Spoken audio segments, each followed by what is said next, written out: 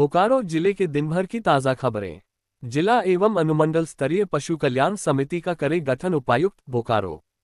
पर्यावरण नियमों का 100% करे अनुपालन उपायुक्त बोकारो।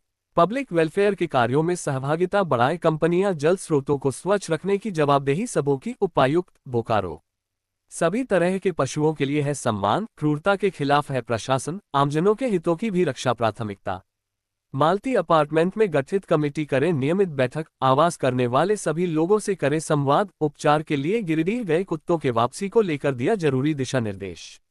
अब खबरें विस्तार से। गोपनीय कार्यालय कक्ष में उपायुक्त अजय नाथ झा ने पशु कल्याण से जुड़े विभिन्न पहलुओं की समीक्षा करते हुए संबंधित पदाधिकारियों को निर्देशित किया कि जिला एवं अनुमंडल स्तरीय पशु कल्याण समिति का शीघ्र गठन सुनिश्चित करें। साथ ही उन्होंने कहा कि सभी तरह के पशुओं के प्रति संवेदनशीलता, करुणा और सुरक्षा प्रशासन की प्राथमिकताओं में शामिल है। उपायुक्त ने कहा कि प्रशासन किसी भी प्रकार की पशु क्रूरता को स्वीकार नहीं करेगा और इस दिशा में कानूनी प्रावधानों का सख्ती से पालन कराया जाएगा। उन्होंने ये भी स्पष्ट किया कि आमजनों के हितों और उनकी सुरक्षा भी प्रशासन की सर्वोच्च प्राथमिकता है, इसलिए दोनों पक्षों में संतुलन बनाते हुए निर्णय करें। मालती अपार्टमेंट में गठित समिति करे नियमित बैठक, करे संवाद। उपायुक्त ने पिछले दिनों मालती अपार्टमेंट में उत्पन्न हुई समस्या और अब तक की प्रगति की भी जानकारी ली। कहा कि गठित समिति वहां नियमित रूप से बैठक आयोजित करे, जिसमें प्रशासनिक पदाधिकारी के साथ पुलिस प्रशासन के भी लोग शामिल रहे।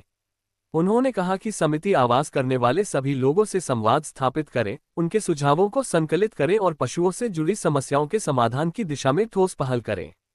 वहीं पूर्व में उपचार के लिए गए कुत्तों को वापसी को लेकर जरूरी दिशा निर्देश दिया।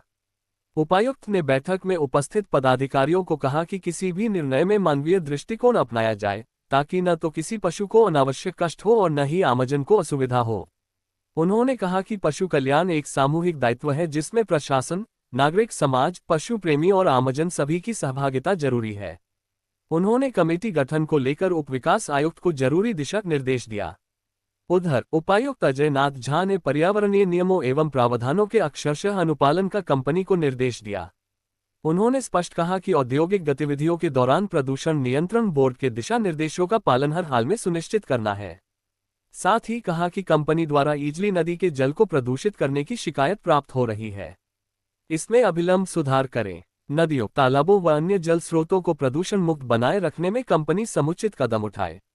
यदि किसी कंपनी के कारण जल स्रोत प्रदूषित होता है तो उसकी जवाबदेही तय की जाएगी।